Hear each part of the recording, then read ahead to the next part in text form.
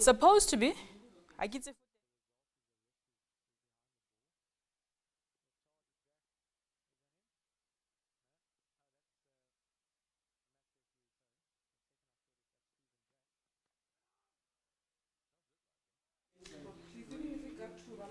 They're supposed to, I think.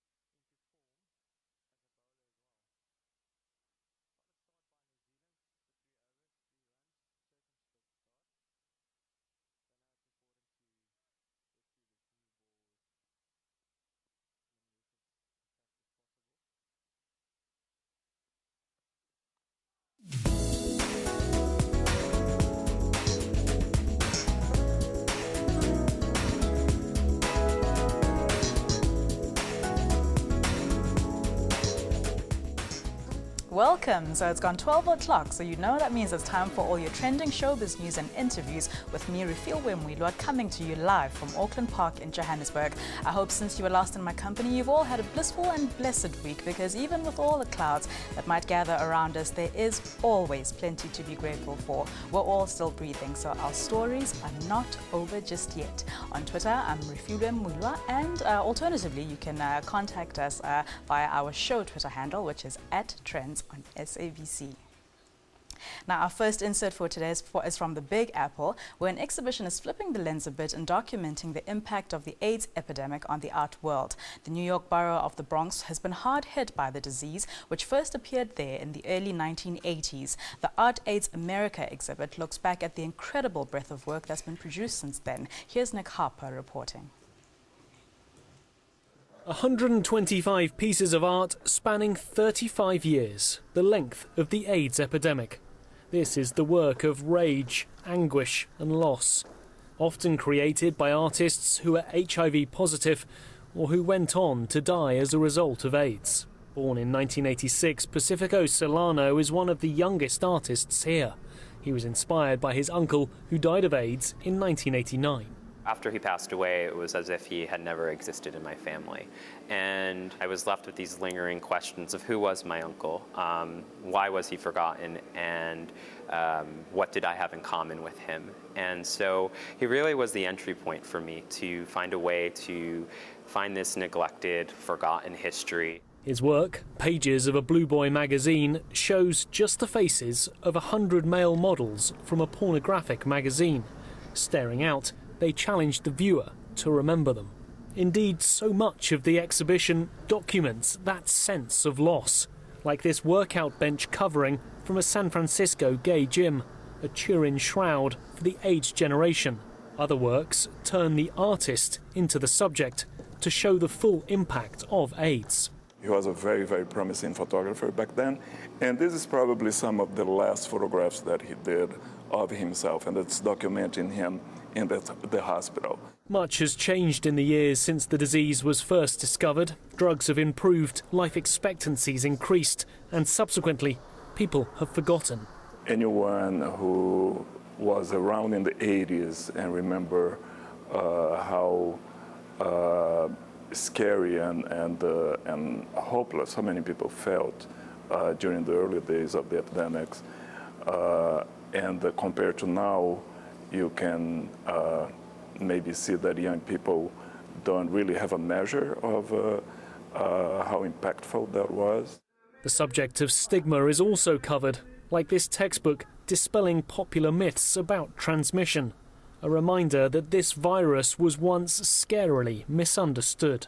With over 125 works of art, this exhibition provides a huge array of artistic responses to the AIDS epidemic.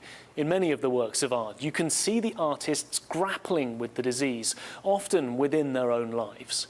It's hoped, therefore, that people who come to the exhibition will be challenged to think differently about AIDS, both personally and artistically. Nick Harper, SABC News, New York.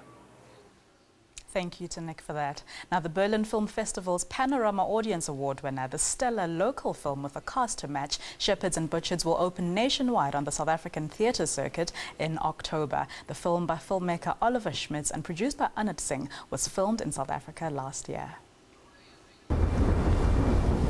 This is a case of murder.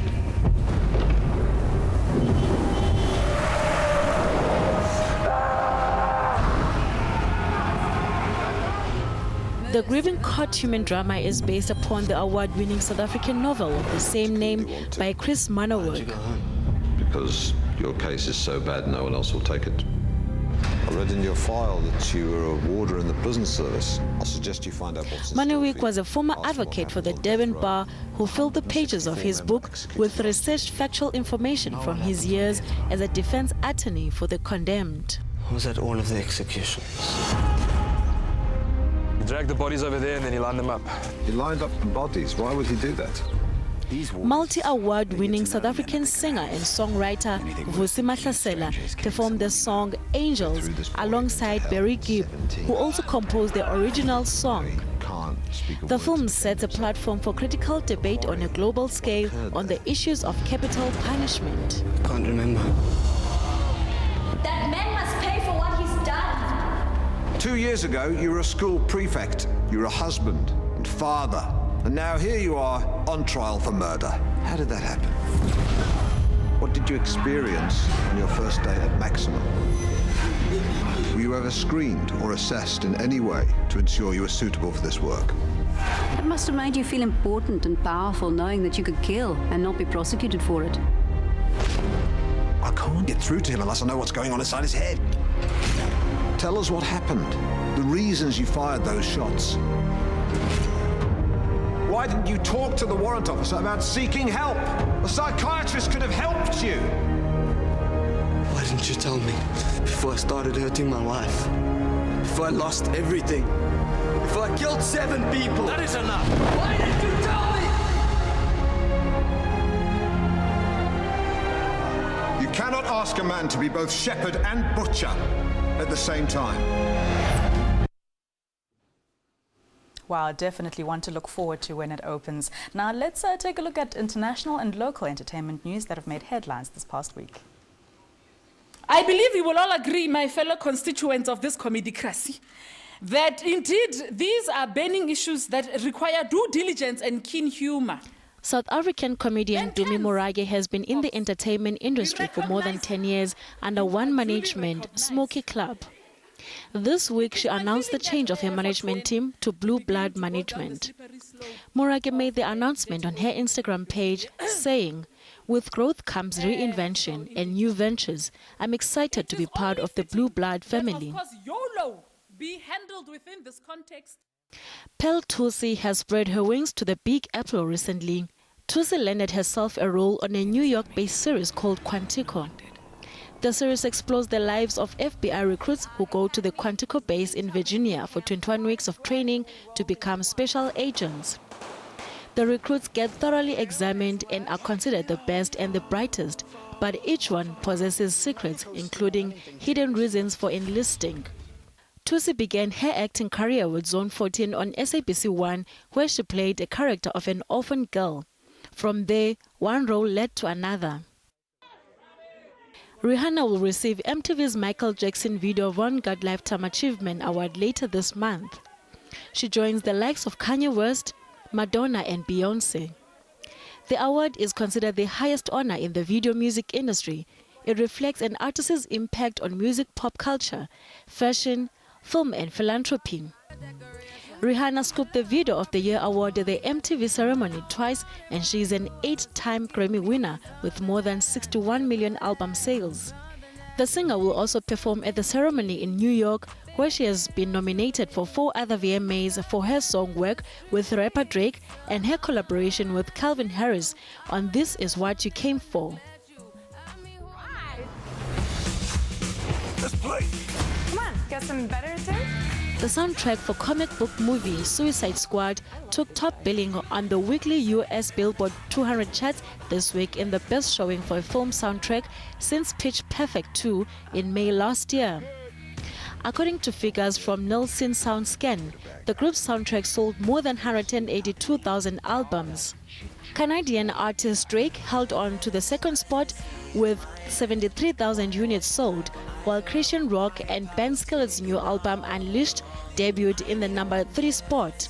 The Billboard 200 album charts records units are from album sales, song sales, and streaming activity.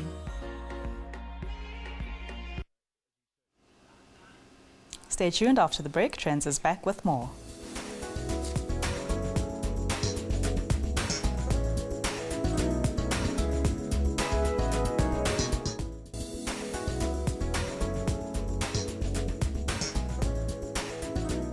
Welcome back. You're still watching Trendz. So fashion lovers, industry influencers and local celebrities and of course the cool kids of fashion were all dressed to impress as they attended the second night of Mercedes-Benz Fashion Week last week, hosted by African Fashion International or AFI. Nhlanhla Ngciza's In Vintage never disappoints, and oh what a show they put on this year.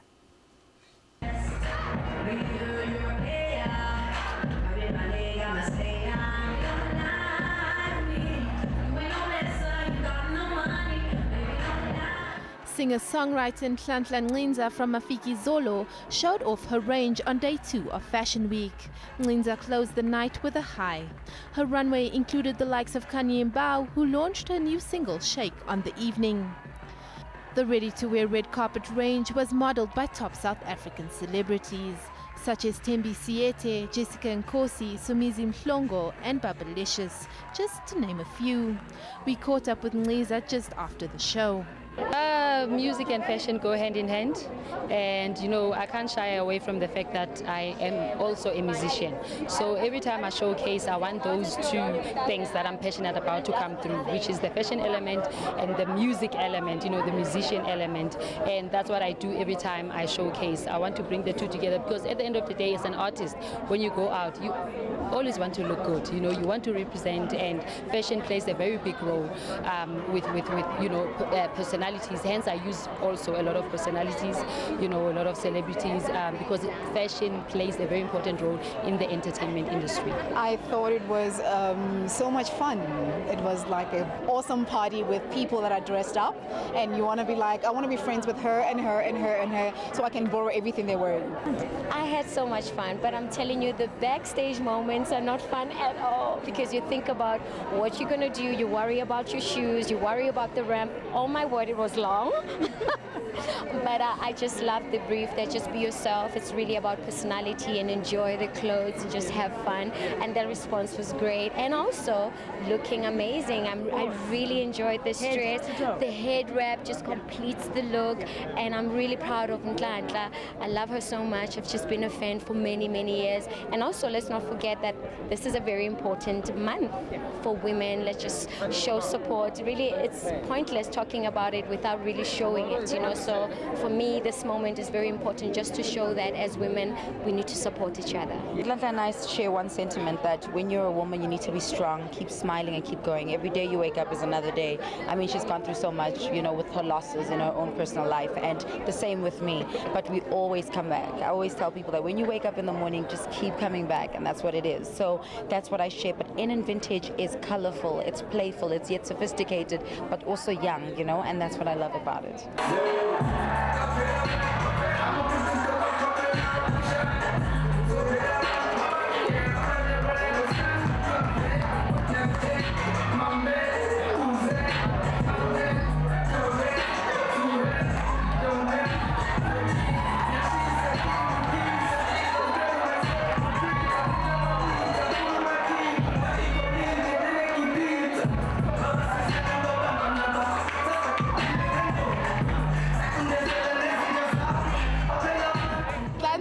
a great interpreter of taking her style and putting it into her brand, which is okay. But I feel like today's collection was a bit overdone, and it's not something that is what is on trend. It's nothing. She might interpret her personality into her brand, but I don't think it's something that is on trend. I don't know. I thought it was a fresher take on it. We've always criticized her for being a little more dated, a little more classic. So I enjoyed that it was a fresher take on fashion. It was very springy, very summery. I do find that some of the silhouettes are really, really old. She still does the A-line. She still does very clean, classic lines, which works. Peplum, peplum, peplum, peplum, peplum again. But I love the richness of the fabrics. I like the colors. I like that she played around with textures as well. So it wasn't a bad show. I think out of 10 we'll give it a 7.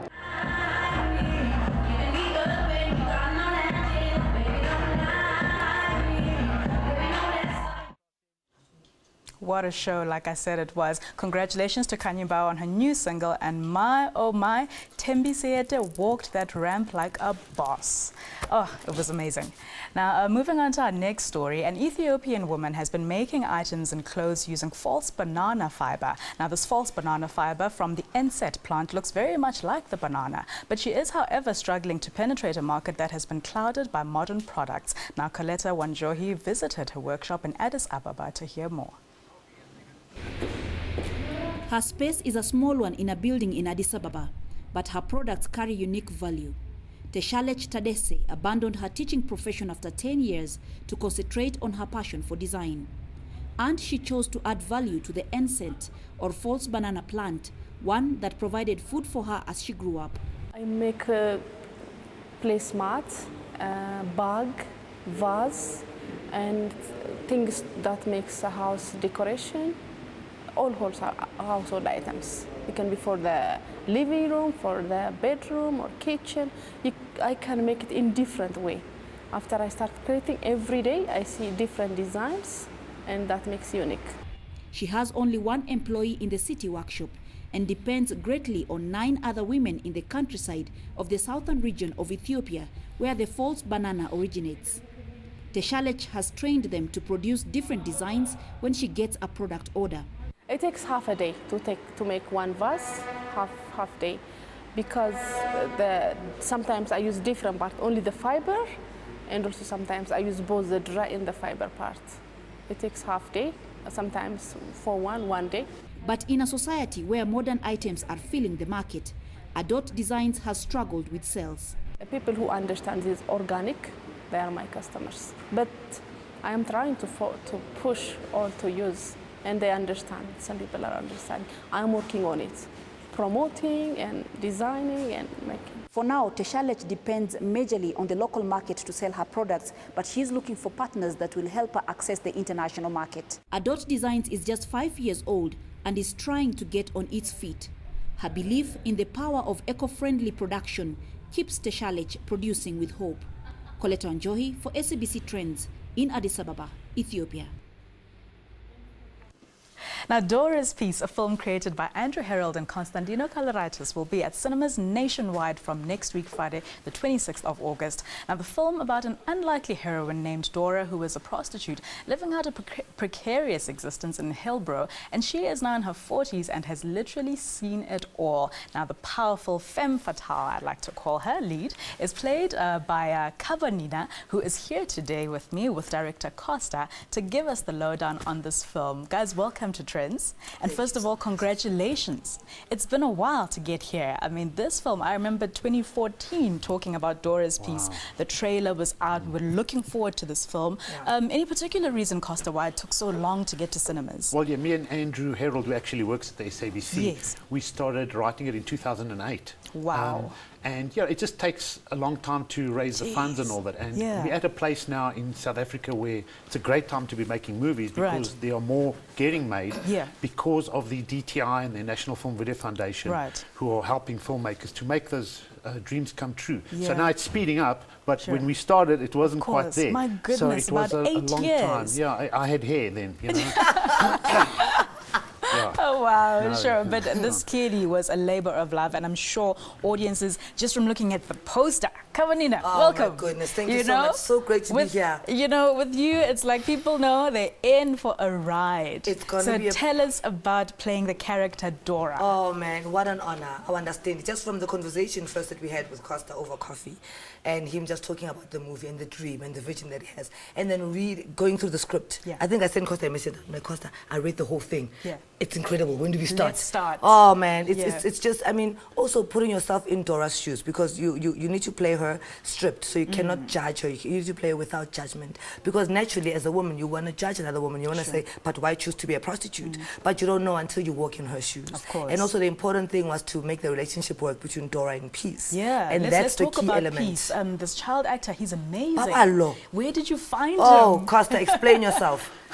Well, with Babalo it was interesting because when he came to the auditions, he was by far the best actor. Right. Although he comes from a very refined background with a loving family and all that, and I was worried that he didn't have quite the look of a Heelbra kid. Right. But by far he was the best actor, and the other kids who did have a gritty look and who seemed looked more the part, they couldn't read a word, unfortunately. Yeah. So I had to make a decision. Am I going to make my life hard and have a kid who can't read? And you know, when you're working with children, you've got certain time limits, 3 hours per day.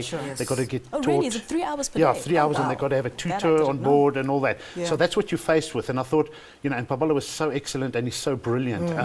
And we went with him, and I don't regret one day of it. It was he's just a brilliant kid. I called him One Take Charlie on set because he was just prepared and great, and he made our lives, you know, beautiful, and I'll always be indebted to him. Clearly a kid with a bright future ahead in the entertainment industry. Fully. You know, Kabanina, we've seen you, you know, in other roles, and of course this one, as you say, you had to strip yourself of so much of maybe what you came with, you know, in your intellect, to say, now I'm getting down into the gritty, you know, side of life, and looking at a woman who's had to make very hard choices to be able to survive. I mean, that's ultimately what it's all about, survival. So take us through, I mean, emotionally, what did this bring out from you, and how much have you grown since playing a character like Dora? You know, I'm so glad that we shot this about a year and a half ago. It cost over.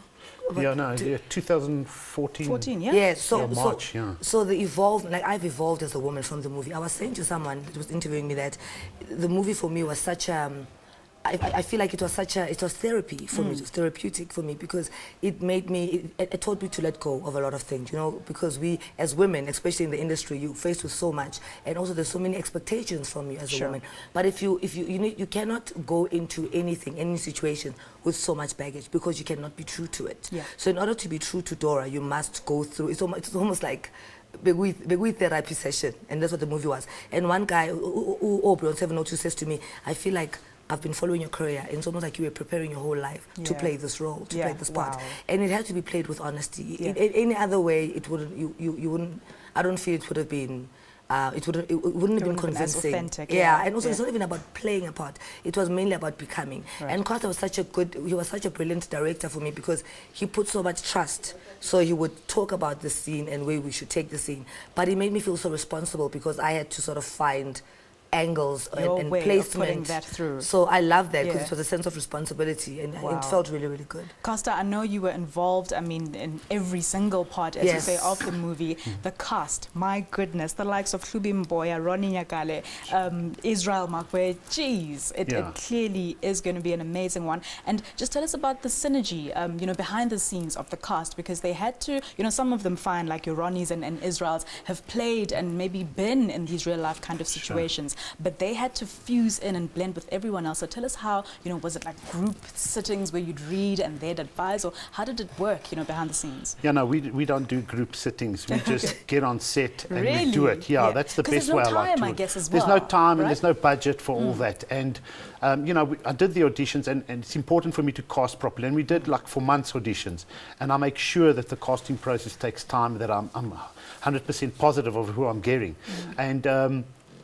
And I made the right choices with it. And with Kabonina as a special case, because to be honest, like I didn't really know Kabonina that well. I knew her from The Wild. She was on The Wild, whatever. But I didn't really know her. And on the day of the casting, she came. She had the wrong lines, and I had the wrong lines. There was miscommunication. And And we thought, you know, when you walk on an audition like that, you think, well, you don't stand a chance. Yeah. But I sat talking to her, and you know how cheeky she is. Yeah, and, yeah. you know, she had the sexiness, and she had the street cred. And I was just talking to her, and I said, okay, she's giving me so much trouble. This is the girl. Dora. This is the one, you know. Yeah. Stop everybody reading, you know. Yeah, she is, you know. And I went home crying that day when I got home. I was like, oh my goodness, You messed it up. I thought, oh no, it's never gonna happen. Wow. It's never. So I was in tears. But when the call came in, I was like, oh my goodness, really? Yes. It was incredible. When it's meant, it's meant. Yeah. And just talking about, you know, some of the other guys in the cast, tell us about, you know, working with them and just what did you learn from people who have done so, you know, so much more other work? Do you know when you're working with a cast, like this cast, as Costa was saying, it was so specifically and well selected.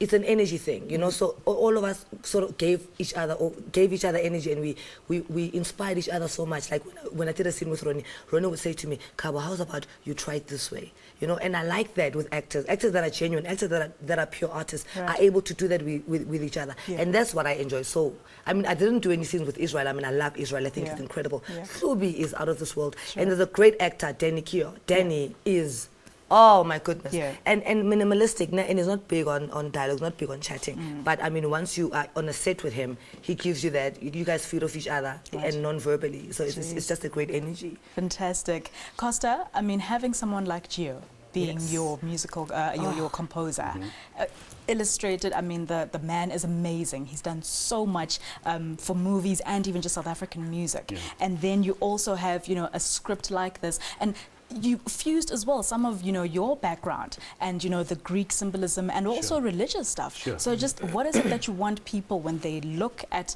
an amazing film like this with an amazing cast, what ultimately do you want them to take away?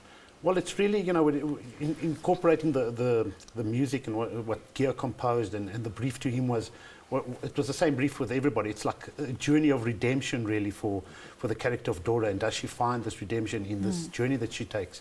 And Gio is such a brilliant guy that I would you know, give him examples from other movies, because that's how I work. I will edit the movie with other music from other movies. Of course, you can't use it. It's just as an example. Yeah. And then, of course, he's got to take it. The problem is you fall in love with that music. Yeah. You fall in love, and then you've got to let go, because now Gio's going to come in and do his own thing. And he was so good with the Greek stuff. We went and recorded in a Greek church reel. A priest, you know, where they sing, you know, the Greek sing and all that. My goodness. And he took it, and he gives me goosebumps. Yeah. You know what I mean? Like I say, 2014, we started hearing and talking about this film.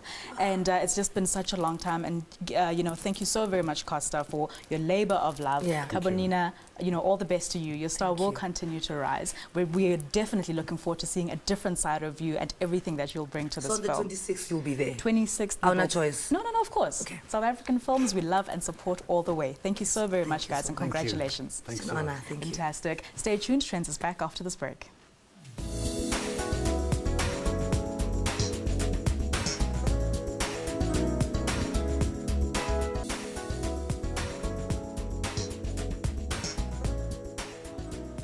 Welcome back. You're still watching Trendz. Now, with Africa Fashion International having wrapped up Mercedes-Benz Fashion Week last week, the fashion extravaganza which took place at Nelson Mandela Square in Sandton, and it gave a platform, of course, to, you know, young and up-and-coming designers to establish their works on the runway. Now, some of these were the likes of musician Nandi Mngoma, now Madida, Nhlanhla Liza, Jenny Button, and Maxhosa Baila Duma, just to name a few. So for now, an overall view of the hits and misses of the runway. I'm going to hand this over to our fashion popo, that's Rhea Kwabane and Leroy Mark. Take it away, guys.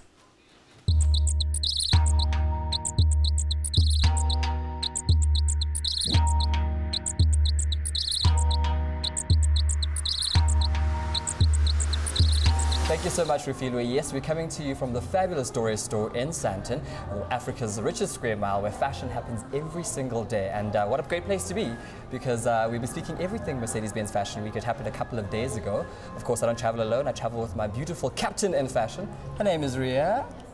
Hello. Thank you, Rufilwe. We are at the beautiful Doris store.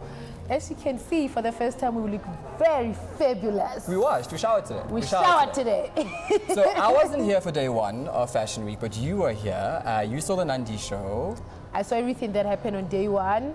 It wasn't just Nandi's show that was a disaster. It was also the guests, but that's out of the way.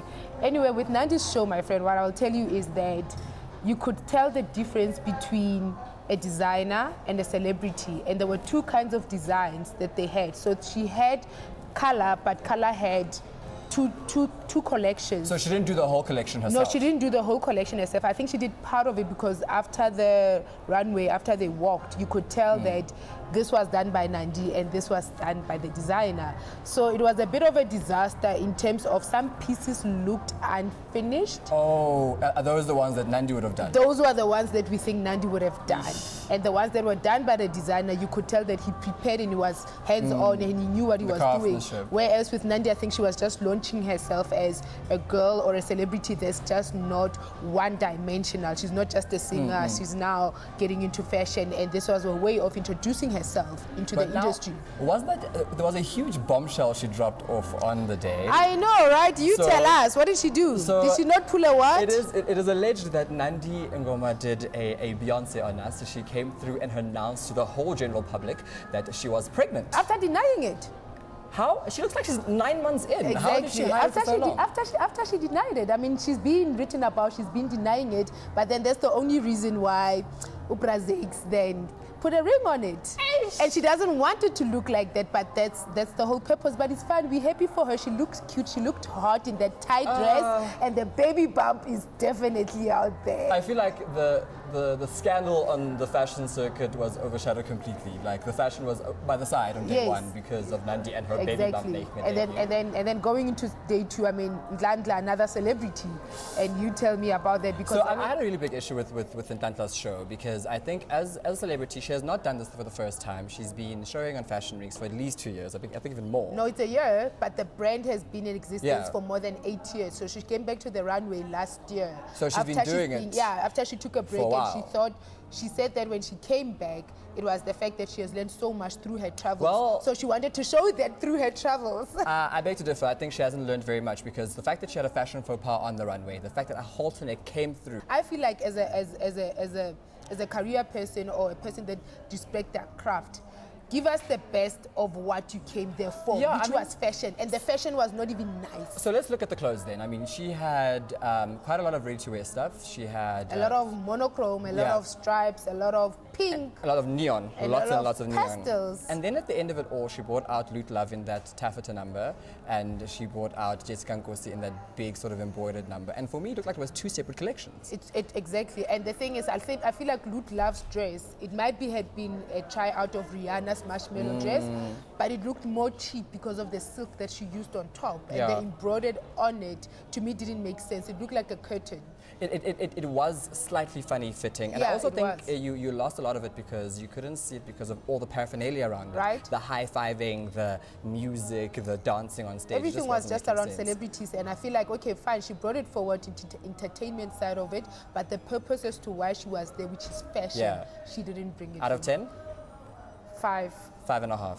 5.5. Then on the same day we saw Marianne Fassler come through. Oh, the best of the best. I mean, she's a revolutionary in fashion. I mean, if you have a voice and you know what you are and what you built for and what you do in the industry, she's been doing fashion weeks since they started out in her house, from the beginning of what fashion is, and then clothes used to be bought. Yeah. Now we have fashion weeks becoming celebrity socialites, Instagrammers.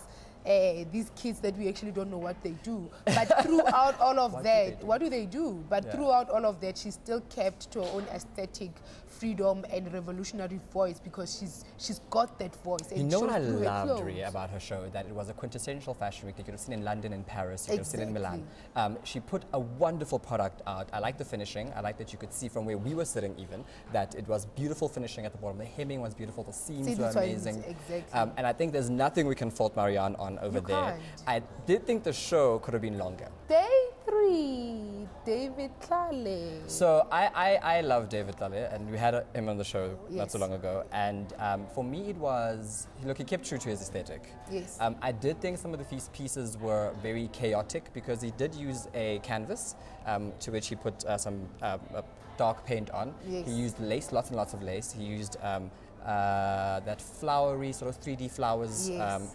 And I found that to be quite jarring to the eye, especially when Tatum came out with that very big number and I didn't know where to look. But you said yourself on that day when the outfits were coming out that it's an outfit, but there's a lot of, what makes it perfect is the trimming, which is great. Yeah. But I feel like with David is that we've learned to know his masterpiece and sort of like his craft. I think I've seen some of the pieces in black.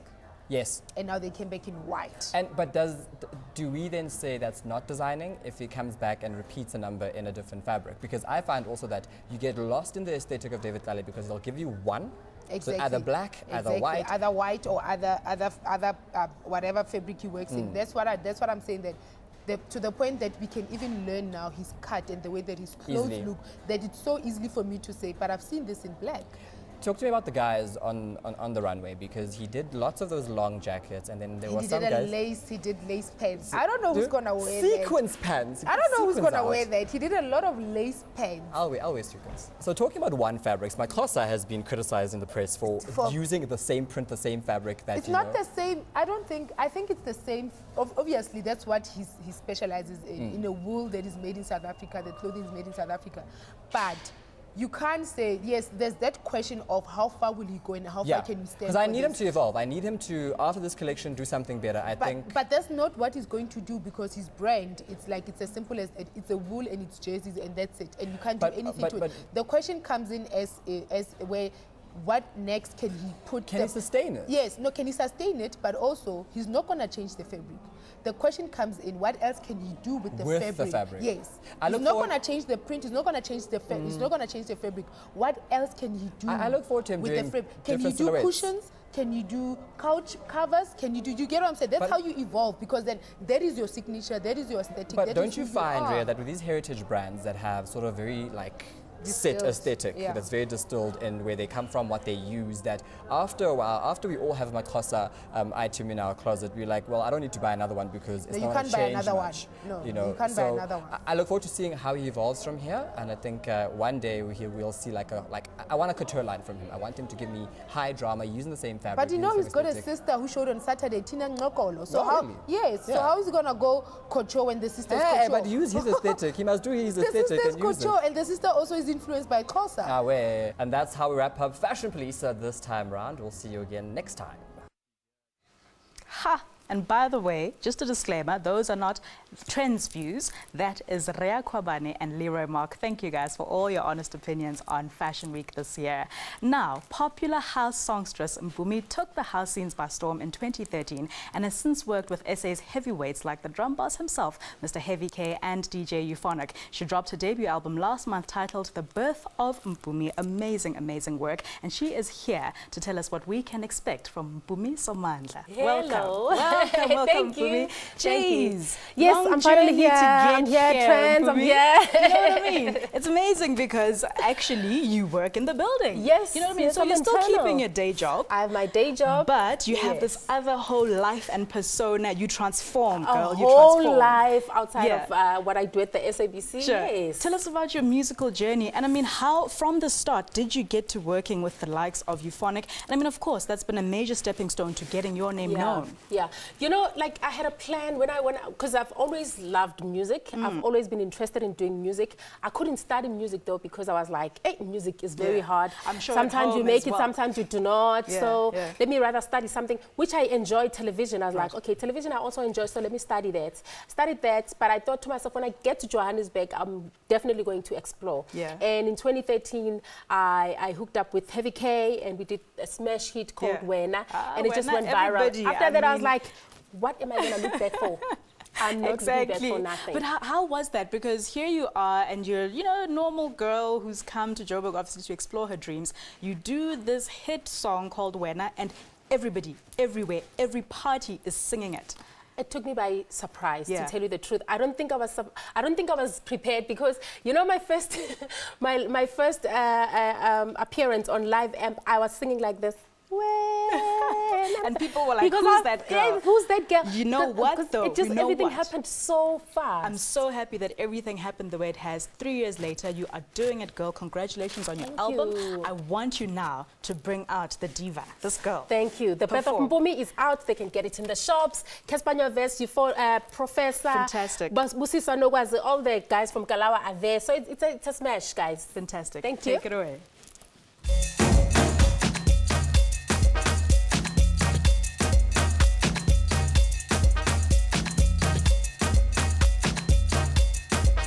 Shono.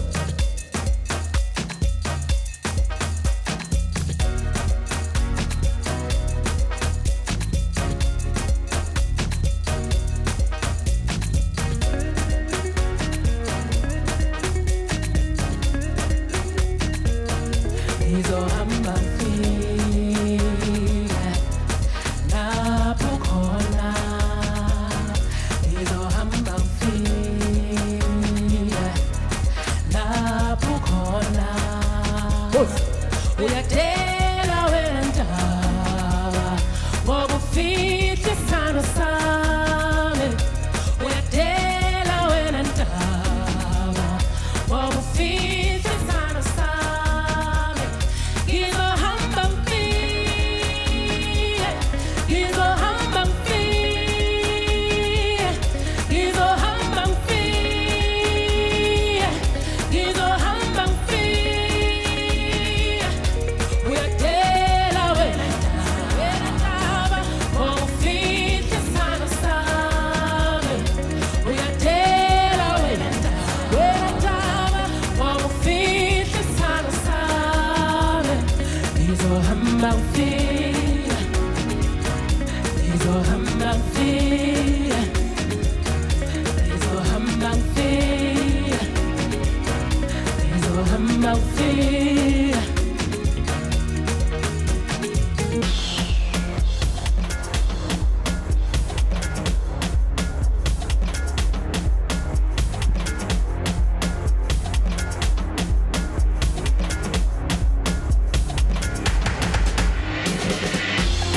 Thando lwangempela ngiyalwazi, nowangifela ngiyamazi.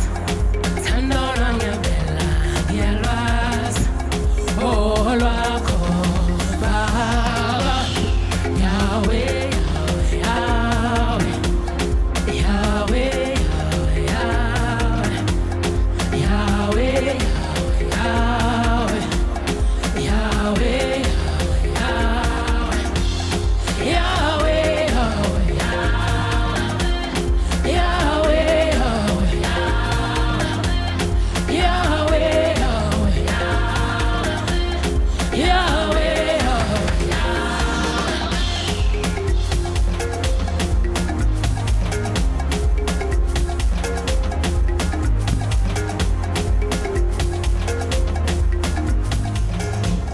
Wow, nice one, nice one, nice one. Wow, my goodness, that is Mfume, who has just, I mean, really, when we have artists like this in the country, who needs your Beyonces? Fantastic performance. Follow her. Her Instagram handle is @Mfume_Somandla. Fantastic. We're going on an ad break. Oh my gosh. And that is the beauty of live TV. Catch me after this break. I have a living legend in studio.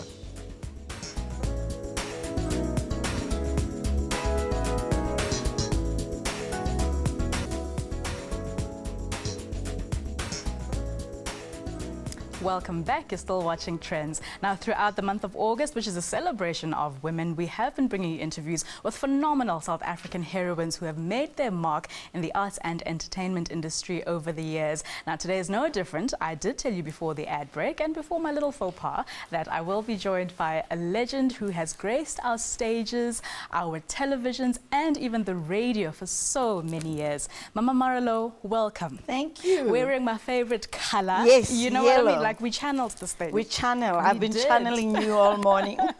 Fantastic having you here. Where have you been? I've been all over. Yes. Yes, I've been all over the place. Looking fantastic and gracious as ever. You know, tell us about your start in this industry, and did it call you or were you called? It called me. Yes. I started singing when I was 10 years old. Wow. Yeah, which is now more than 50 years. But professionally, I've been in the industry for 46 years. Wow. Yeah. Geez, and over all those decades, the changes that have come, the people that have come and left, but you're still here. What do you attribute that to? I attribute that to the Almighty God, Ohanaganna. And that's fine. Yeah, Ohanaganna. Yes. But I attribute it to not taking myself too seriously. Okay. Not believing in my own publicity. Not But letting... how, when everybody is telling you that you need to, right now, the way you market yourself, your social media, everything, it's a case of market yourself as a business. So you're kind of flipping the script now and saying it's actually the other way that has made you... I try to do the best in what, you know, the gift that I have. Right. Whether it be singing or be acting. But I just try to do my best and not disappoint.